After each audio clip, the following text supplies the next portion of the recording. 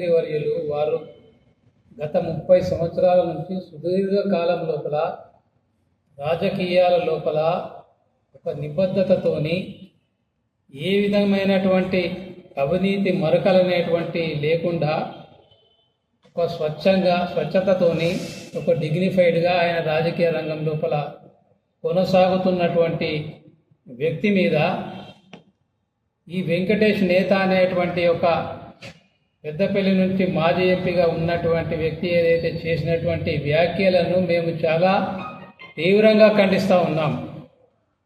ఆయన ఏమంటాడంటే ఒక మంత్రి స్థానంలో ఉన్నటువంటి ఒక రాజనరసింహ గారిని బట్టలు కూడా తీసి కొట్టి ఉరికిపిస్తాము అని చెప్పి మాట్లాడుతూ ఉంటాడు. ఆ యొక్క వెంకటేష్ నేత అనేటువంటి వ్యక్తికి అసలు చాలా విషయాలు ఆయనకు తెలియదు. ఈ మధ్యకాలం లోపల ఆయనే ఎస్సీలను వర్గీకరించాలనేటువంటి సబ్జెక్టు మీద ఆయనకు ఇష్టం వచ్చినటువంటి రీతి లోపల మాట్లాడుతూ ఉన్నాడు. ఈ వెంకటేష్ నేత యొక్క చరిత్ర ఏంటి అంటే ఆయన ఇక్కడనే కరీంనగర్లో ఎక్సైజ్ డిపార్ట్మెంట్ డిప్టీ కమిషనర్గా ఉండే విచ్చలవిడిగా కరప్షన్ చేసి విచ్చలవిడిగా డబ్బులు సంపాదించి ఉద్యోగానికి రాజీనామా చేసి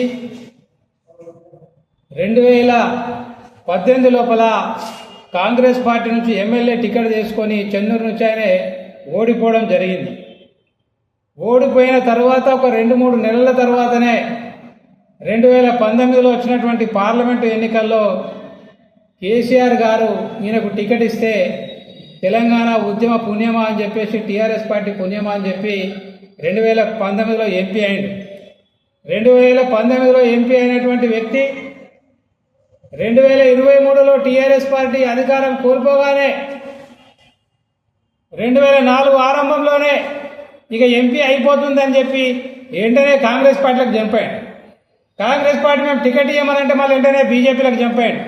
అసలు ఈయనకు ఒక నీతి నిజాయితీ నిబద్ధత సబ్జెక్టు తెలియనటువంటి ఒక వ్యక్తి ఈ వెంకటేష్ నేత.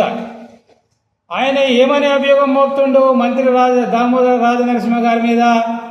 అసలు ఈ ఎస్సీ వర్గీకరణ గురించి షమీమ్ అఖ్తర్ కమిటీ తీసుకొచ్చినటువంటి రిపోర్ట్ గురించి మాట్లాడడానికి మీరెవరు అని చెప్పి ఒక దుర్భాషలాడుతూ ప్రశ్నిస్తూ ఉన్నాడు. మరి అసలు ప్రశ్నించడానికి ఈయనెవరు? ఈయనకేం రైట్ ఉన్నది? ఈయన ఏదన్నా బీసీ సంఘానికి ప్రెసిడెంటా? ఈయన ఏమన్నా ఎస్సీ సంఘానికి ప్రెసిడెంటా? ఈయన ఏమన్నా ప్రజాప్రతినిధా? ఈయన ఏమన్నా ఎమ్మెల్యేనా ఎంపీ? ఆయన ఒక బీజేపీ పార్టీలో కూడా ఆఫ్టర్ ఆల్ ఒక మామూలు ఒక మెంబర్. ఆయన ఏమని ప్రశ్నిస్తాడు? ఇప్పుడు దామోదర్ రాజనరసింహ గారు ఏం చేశారనంటే షమీమ్ అఖ్తర్ కమిటీ రిపోర్టు ప్రకారంగా ఆయన ఒక ఈ ఎస్సీలను వర్గీకరించాలని సుప్రీంకోర్టు చెప్పిన దాని ప్రకారంగా ఒక 3 గ్రూపుల లోపల ఆయన 3 గ్రూపులు అనేటువంటిది ఈ షమీమ్ అఖ్తర్ కమిటీ సిఫారసు చేసింది ప్రభుత్వానికి. ఆ 3 గ్రూపుల లోపల ఈ గ్రూప్ ఏ లోపల 15 కులాలను పెట్టడం జరిగింది. గ్రూపు బి లోపల 18 కులాలను పెట్టడం జరిగింది.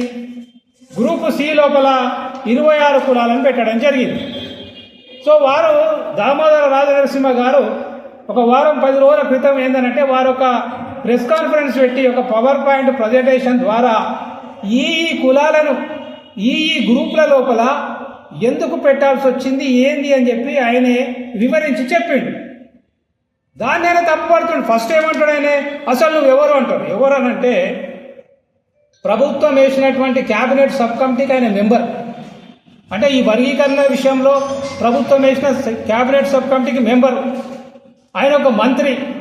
మరి ఒక మంత్రిగా ఉండి క్యాబినెట్ సబ్ కమిటీలో మెంబర్గా ఉన్నటువంటి వ్యక్తి చెప్తే నువ్వెవరని మాట్లాడేటువంటి ఈ వెంకటేష్ నేతనే అసలు ఆయన ఎవరు అడగడానికి? ఆయనకి ఏం అధికారం ఉన్నది? సో అది మొదటి పాయింట్. రెండో పాయింట్, నేను ఈ వెంకటేష్ నేతకు నేను ఏం చెప్తున్నానంటే ఇప్పుడు ఆయన సుప్రీంకోర్టు జడ్జిమెంటు ఆయన ఈ మధ్య లోపల సుప్రీంకోర్టు అడ్వకేట్నే చెప్పుకుంటున్నాడు వెంకటేష్ నేత. ఇగో ఇది సుప్రీంకోర్టు జడ్జిమెంట్ 565 పేజీల సుప్రీంకోర్టు జడ్జిమెంట్. ఇగో ఈ సుప్రీంకోర్టు జడ్జిమెంట్ లోపల పేజ్ నంబర్ 139 పేజ్ నంబర్ 139 లోపల ఈ కంక్లూజన్ పార్ట్ లోపల ఈ జడ్జిమెంట్ ఏమని చెప్తుంది ఇక్కడ నేను ఒకటే the state can sub classify అని అంటది. The state can sub classify the state అంటది. స్టేట్ క్యాన్ సబ్ క్లాసిఫై అంటే స్టేట్ అంటే ఏంది? ఒక పొలిటికల్ సైన్స్ లెక్చరర్ దగ్గరనో ప్రొఫెసర్ దగ్గరనో లేకుంటే బిఏ చదువుతున్నటువంటి ఒక పొలిటికల్ సైన్స్ విద్యార్థిని పై మీరు అడుగురి. స్టేట్ అంటే రాజ్యము, స్టేట్ అంటే కేంద్ర ప్రభుత్వము, స్టేట్ అంటే రాష్ట్ర ప్రభుత్వము. ఈ రాష్ట్ర ప్రభుత్వాలను ఈ కేంద్ర ప్రభుత్వాన్ని స్టేట్ అంటారు. స్టేట్ అంటే మనం తెలుగులో వాడే రాష్ట్రాలు కాదు.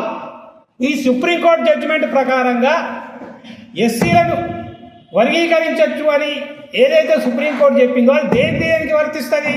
సెంట్రల్ గవర్నమెంట్కి వర్తిస్తుంది, అన్ని రాష్ట్రాలకు వర్తిస్తుంది. ఇది Punjab versus state of Punjab versus Devender Singh సంబంధించినటువంటి జడ్జిమెంట్. మరి ఈ వెంకటేష్ నేతను బీజేపీ పార్టీలో ఉన్నావు కదా, నువ్వు పోయి సెంట్రల్ గవర్నమెంట్ను ఎందుకు దీన్ని అమలు చేస్తావని చెప్పి నువ్వు ఎందుకు అడుగుతలేవు? వేరే రాష్ట్రాలు అమలు చేస్తారని చెప్పి నువ్వు ఎందుకు అడుగుతలేవు?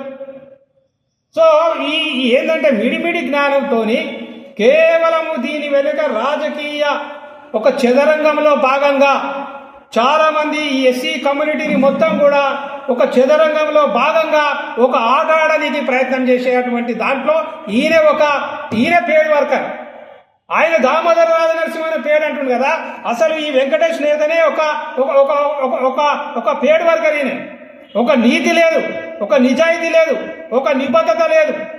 ఎవరిని పడితే వాళ్ళను ఎట్లా పడితే అట్లా, ఏ కులాన్ని పడితే ఆ కులాన్ని, ఏ విధంగా పడితే ఆ విధంగా దుర్భాషలాడుతూ ఒక నెల రోజుల నుంచి విలయ తాండవం చేస్తూ ఈయన ఒక పిచ్చి పట్టినట్టుగా ఈయన మాట్లాడుతుండే వెంకటేష్ నేత.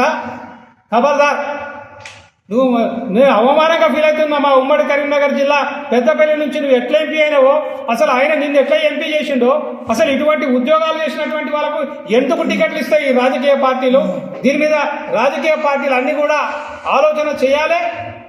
వెంకటేష్ నేత అన్కండిషనల్గా దామోదర రాజనరసింహ గారిని దుర్భాషల ఆడినందుకు అన్కండిషనల్ లోపల నువ్వు క్షమాపణ చెప్పాలి. క్షమాపణ చెప్పకపోతే నువ్వు అన్నావు కదా, దామోదర రాజనరసింహ బట్టలోడ తీసి ఎవరికి పిచ్చే టైం అది నీకు వస్తుంది కావచ్చు హైదరాబాద్లో. ఇవాళ నుంచి నువ్వు జాగ్రత్తగా ఉండు బిడ్డ. నీ వీడియో అందరు చూసిర్రు, నువ్వు మాట్లాడినటువంటి వీడియో రాష్ట్రం అంతా చూసిర్రు. కాబట్టి ఇక రేపటి నుంచి ఈ వెంకటేష్ నేత అనేటువంటి వ్యక్తి హైదరాబాద్ నగరంలో కానీ కరీంనగర్కి వచ్చినప్పుడు కానీ నువ్వు జాగ్రత్తగా మెలుసులుకో.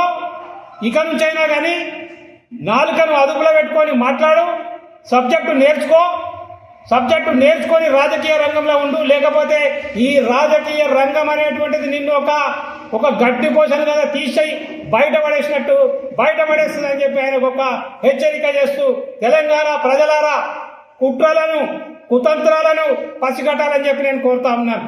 ఈ తెలంగాణ ప్రజలు చాలా చైతన్యవంతమైనటువంటి వాళ్ళు.